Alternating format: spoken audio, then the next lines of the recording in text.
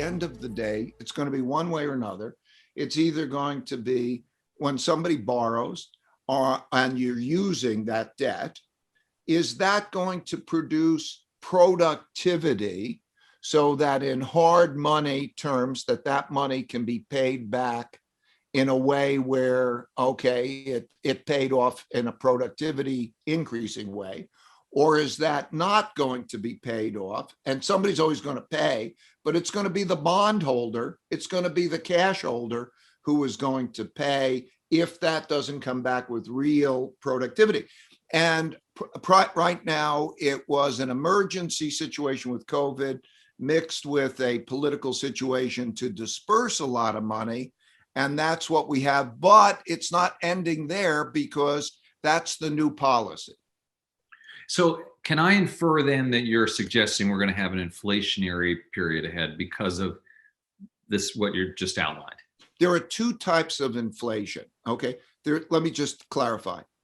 There's supply-demand inflation, like if demand is pressing up against capacity to produce things, and maybe that's labor, maybe that's capacity constraints and so on and so forth, prices rise because of that.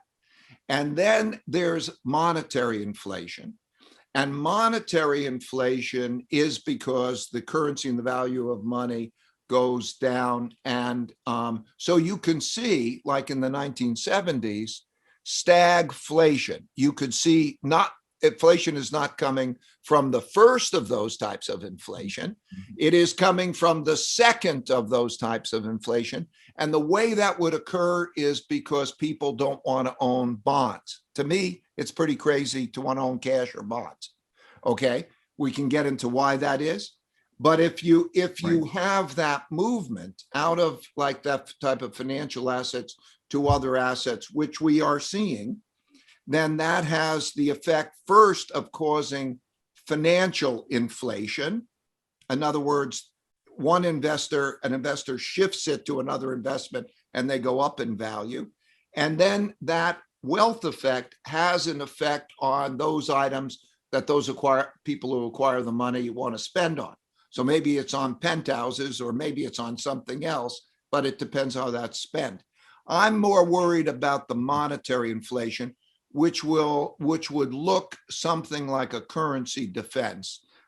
It means that what happens is, as money, let's say people don't like bonds, and then they start to sell bonds, and bonds then go down in value because they have a capital loss, and they don't offer anything in interest rates, negative real interest rates, and so on. They don't like that.